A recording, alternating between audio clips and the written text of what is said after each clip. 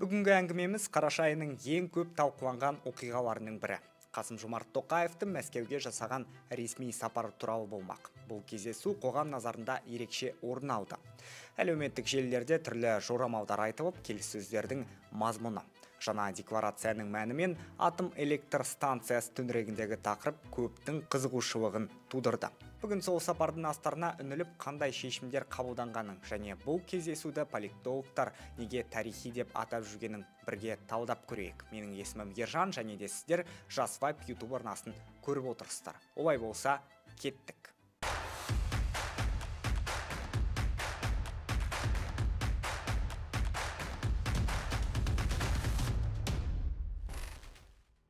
Тоқаев Мәскеуге ұшқан сәттен-ақ Ресей Федерациясының қонақжай қарсы алуымен ресми құрметтің ең жоғары деңгейі көрсетілді.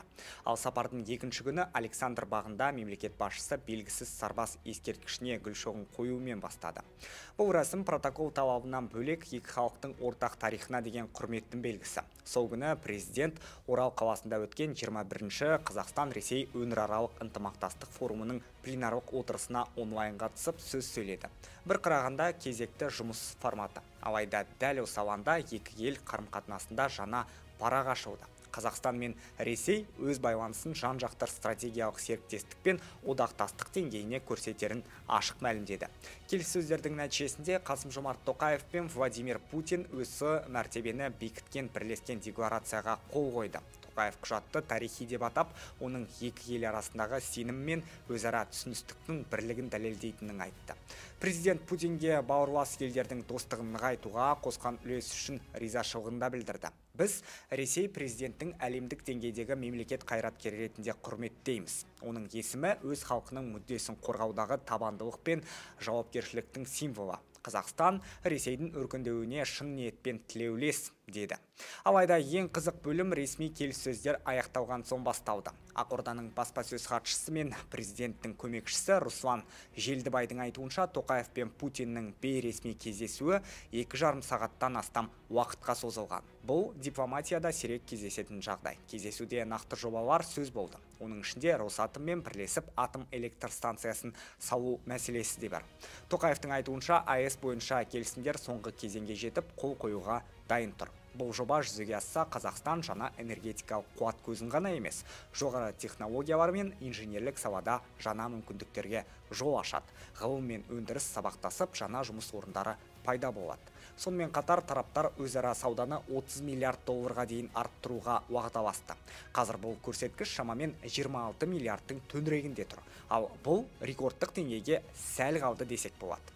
Ресей Қазақстанның негізгі сауда серіктестерінің бірі. Екі елдің кәсіпорындары азық-түліктен бастап машина жасауға дейінгі салаларда тығыз байланысты. Қазақ кәсіпкерлері Ресейде, ал ресейлік компаниялар Қазақстанда табысты жұмыс істеп келеді.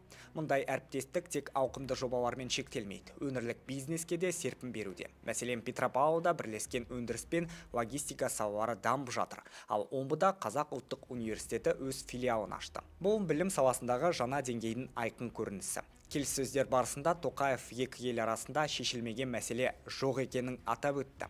Экономикадан бастап білім мен ғылымға дейінгі барлық бағыт тұрақты дамып келеді. Президент ресейлік компаниялардың Қазақстандағы белсенді жұмысына тоқталып, ғылыми және білім беру саласындағы ынтымақтастыққа ризашылығын білдірді. Бұл серіктестіктің нақты нәтижесі де байқалады. Машина жасау саласында жаңа кәсіпорындар ашылып, агросекторда технология алмасу жүріп жатыр.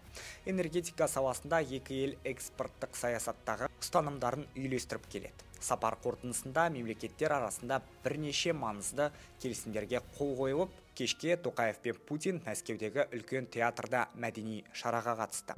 Большое вам спасибо. Жақсы, керемет концерт болды бүгін. Бәріміз тамашаладық. Баршаңызға енді аманшылық тілеймін. Тек қана жақсылықпен сәтімен кездесе берейік келешекте. Я хотел бы пожелать вам успехов, замечательный концерт. Сегодня был в Большом театре. Я когда слышал ведущих, да? Казахский не очень пока, но одно слово я услышал. Алтын. Но это как раз золото. Вот вы, золото есть. Кездесу соңында Тоқаев Ресей президентінің 2026 жылы Қазақстанға ресми сапармен келуге шақырды. Путиннің жауабы қысқа да нұсқа болды. Қуана барамын деді ол.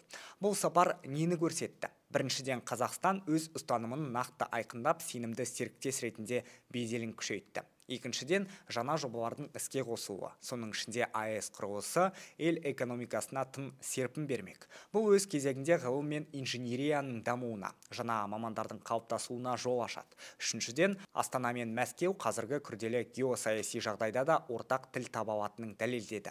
Әрине, мұндай серіктестікке көзқарас әртүрлі. Біреулер мұны бейтараптықтан алшақтау десе, енді біреулер керісінше тең құқылы әріптестік арқылы егемендікті күшейту деп санайды. Алайда бір нәрсе анық. Қазіргі саясаттың басты бағыты тұрақтылық пен прагматизм.